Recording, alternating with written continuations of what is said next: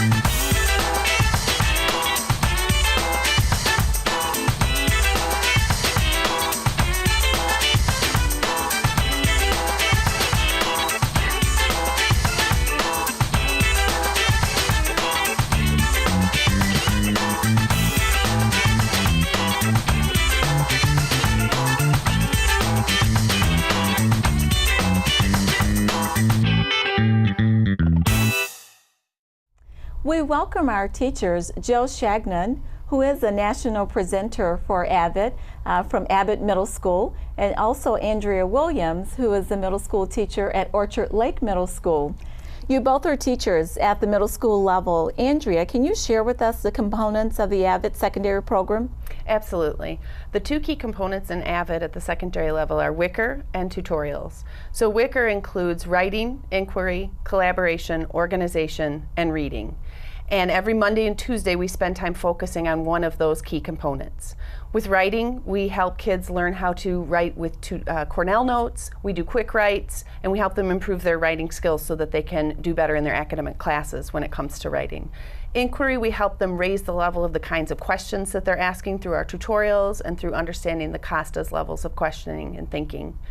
With collaboration, they're working in groups all the time. We're learning how to coordinate and work with their team members.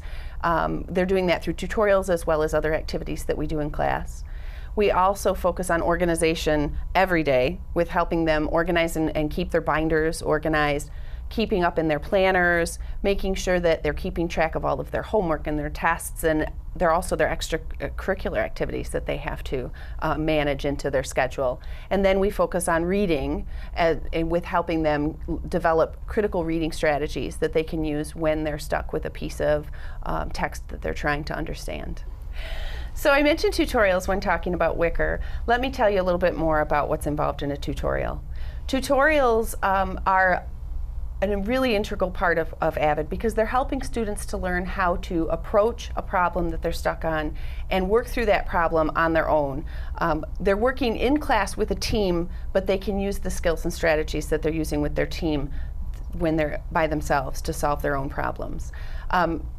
When people hear the word tutorials, often they think of tutoring. It's very different from tutoring. In a tutorial, the presenter that has their point of confusion that they're presenting to their team and asking for help on is the one that's doing all the work. So the team is giving them questions and guiding them through the process of solving their problem, but the team is not telling them what to do. So it's very different in that respect. Thanks, Andrea. I know we often see those strategies throughout our district, since at the middle school level in particular, our district is very close to being recognized as a national demonstration site. Joe, is team building an important component of the AVID secondary program? Team building is a huge part of our program. We work on these strategies, collaboration on a regular basis, particularly on Fridays. Many times we'll give the students, we'll put them in groups where they're able to work with other students, maybe students that they're not normally comfortable with, maybe they're not best friends with, but we put them in situations where they have to still work together to accomplish a task. And that's a skill that is not easily accomplished for a middle school students. So we work on this on a regular basis because it works in our tutorials very often. They're working together on problems, and so our students need to be able to work together successfully. So we give them challenges. In my classroom, we were doing an experiment where they had to build a sailboat that could go as far as they could make it go.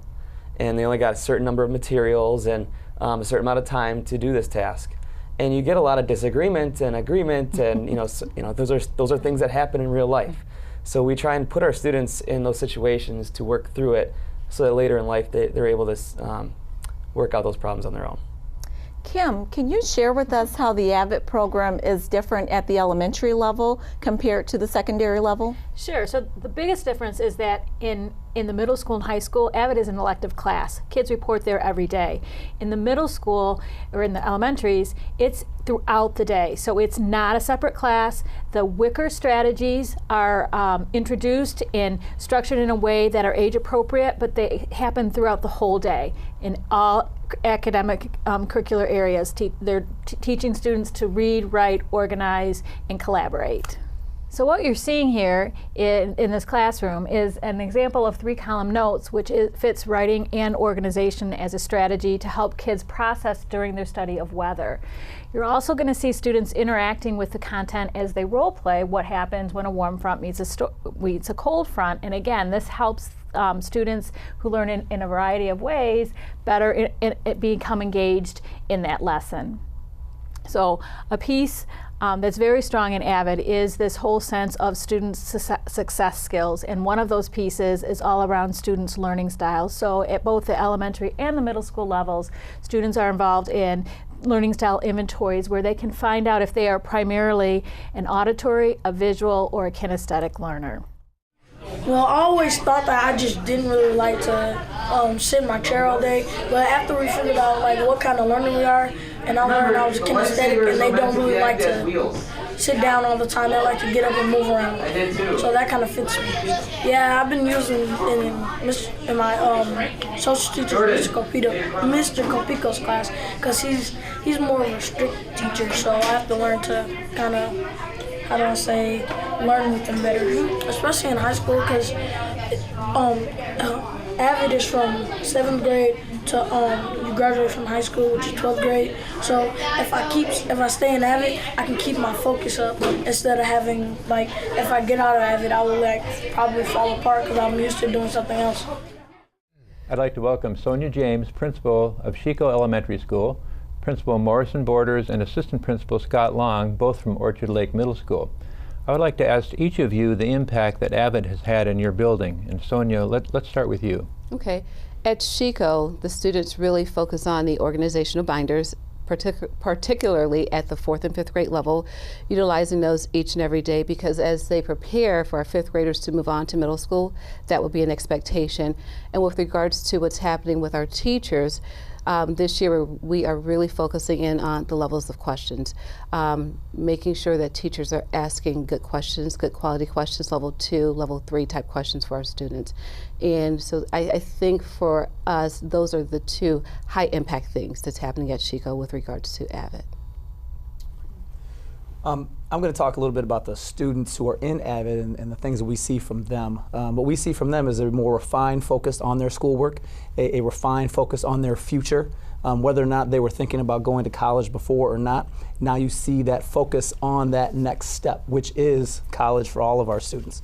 I think getting that college message out to students now, having them understand that middle school is not the end game, high school is not the end game, but college is the end game. And so you see a different level of focus with our AVID students who are in the AVID elective classes, from their organizations with their binders to the second level that they take with their homework and their planning, and just completing all their work in a, I guess you'd almost say, a professional manner to get ready for that next phase of their educational life. And you know, Morrison talked a little bit about the commitment that the AVID students have, but I think it also reaches beyond those students that aren't just in the AVID elective. They think about the college-bound culture that we've created at Orchard Lake Middle School. And when Sonja brought the program to us 9 years ago, we didn't know a lot about it, but now it's become a rallying cry for teachers, and it's developed a lot of great teacher leaders. Andrea Williams, Rebecca Heitz, Jeff Martinez. These three have been at the forefront, working in the trenches and creating excitement for all teachers so that they can spread the different strategies that AVID brings to the building, like the writing strategies, the organizational strategies, collaboration, and teamwork. So it's a piece that we can, you know, work around and rally the troops around. So how does AVID create a college-bound mindset in middle school students? Sure, I think, well, for our AVID elective students, it's impossible for them not to get the college message, because every day Mrs. Williams, Mrs. Heitz, and Mr. Martinez are talking about college to them at some point in time during the day. We take our middle schoolers on college field trips. This year they went to Wayne State. They're also going to go on one more field trip, I believe, to Eastern Michigan University and possibly to U of M. Last year they went to Wayne State and to U of M. So we're getting that college message out to them now. And if you walk through our hallways, and if in particular into those AVID classrooms, you see college pennants all over the classrooms. Where are you going is a question that we ask those students. And the question is not where are you going tomorrow, where are you going to college? Even in our cafeteria, we have college signs all around. We have a painted wall that is all the different colleges in Michigan, from Michigan State all the way down to Grand Valley and even Northern Michigan. We have pennants and murals of them in our cafeteria, in our media center, in our hallways, and in all of our classrooms. So they really can't miss that college piece. And so this is a perfect example of the type of soft skills that AVID provides for students. When you walk into an AVID class, it's not just writing strategies and collaboration. It's students getting up and speaking to a large group. And more importantly, in this particular clip, they're speaking about the college they want to go to. So they have to go in there and research and find out what GPA it takes to get into that college, how you can get scholarships, what's on campus that would be a draw for that particular student. And then once the students do all this research, they speak in front of the entire class about the college that they're interested in going to. So it's just a really exciting piece of the program. It builds off that college-bound culture that Morrison was talking about, and it provides the students the opportunity to build those soft skills like public speaking. Sonja, you've been involved in AVID a long time, and I know that you're now a national presenter. How has the AVID program created teacher and student leaders in your experiences?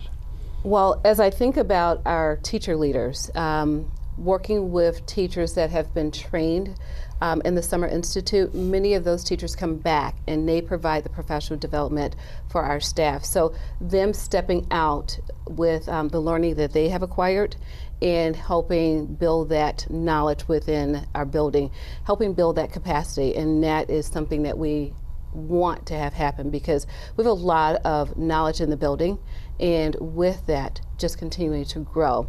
When I think about AVID as building leadership with our students, it's a perfect blend with our Leader in Me that we are starting this year at Sheiko Elementary.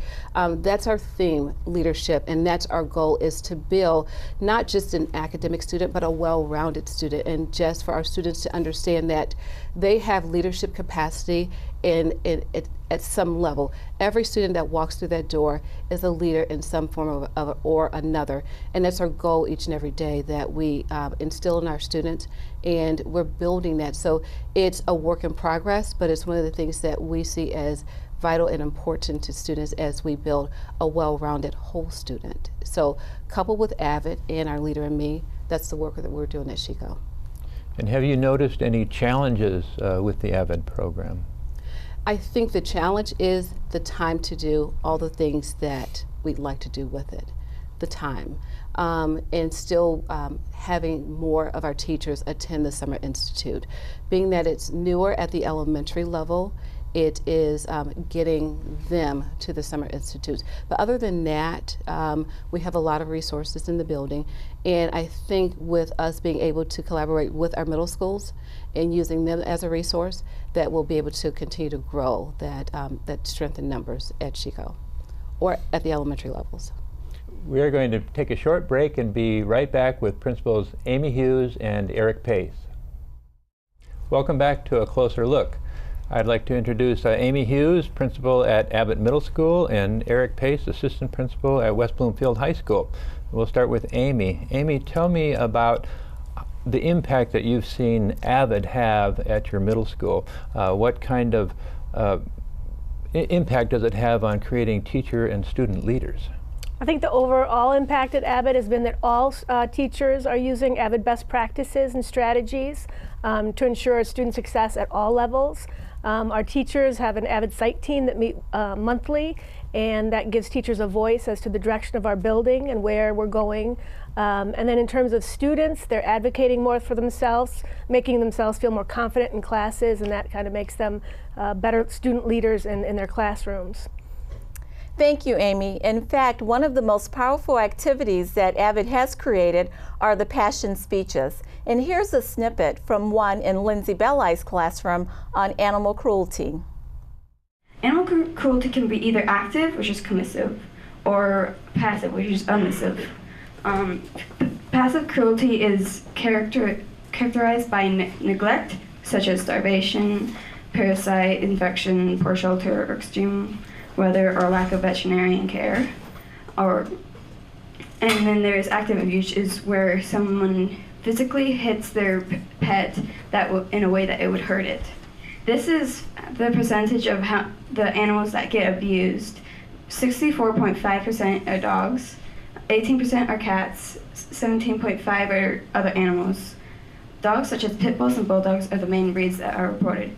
In my opinion, the dogs are hit the most because they tend to growl when they expect something bad is about to happen, and that would cause an abusive owner to continue. Amy, this brief snippet, I think, is a demonstration of the excellent teaching and learning regarding the AVID program in our school district. And I certainly know that our middle schools in particular are very close to being recognized as national demonstration sites. But have there been any challenges regarding the AVID program?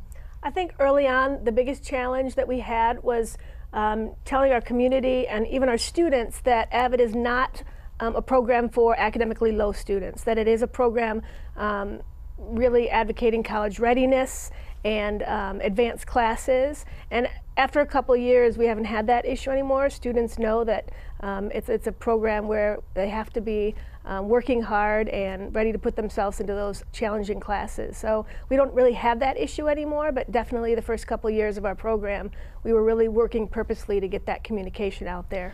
So Eric, you've been at both the middle school and the high school. Could you describe how AVID is different in the high school than it is in the middle school? Yeah, in the high school the focus is much more on the acceptance to college, the application process, securing financial aid and scholarships, and working students through the process of either on-site or off-site admissions. Through the work of our College and Career Center and Ann Bardis, the whole counseling department is able to help students through this process. Everything is done online, 100% of their work. Whether it is sending their grades, sending their ACT scores, writing the essay, or filling out the actual application. And so they use their Chromebooks in class, and we don't have to reserve library facilities or anything like that. So it's completely changed how we've used AVID time to finish their applications. We have over 24 AP classes in our high school. When AVID first started here, we didn't have that many AP classes. And so our students take more AP classes now in AVID than they did several years ago. So they're going to college with AP credit. They're saving money, they're graduating sooner, and those AP classes are giving them a lot of experience as students. 100% of our AVID seniors have traditionally gotten accepted into school, some several schools, often full scholarships, and we have a great return rate, students graduating in 4.5, 5 years, going on to get advanced degrees. So our AVID students are typically very successful in college. In the high school, we effectively engage all of our students at the appropriate levels of rigor. And AVID is just one of our vehicles that helps guide us through that process, not only getting kids into college, but getting them to the college of their choice. Thank you, Amy and Eric, for joining us today and describing how Abbott has a positive impact on students that we work with. Thank you. Thank you. As you can see, the Abbott system is certainly valued in our school district and is positively impacting student achievement. In fact, it is one of our instructional priorities for the school district. And thank you for joining us today as we have taken a closer look at the AVID program and the positive impact it is having on students.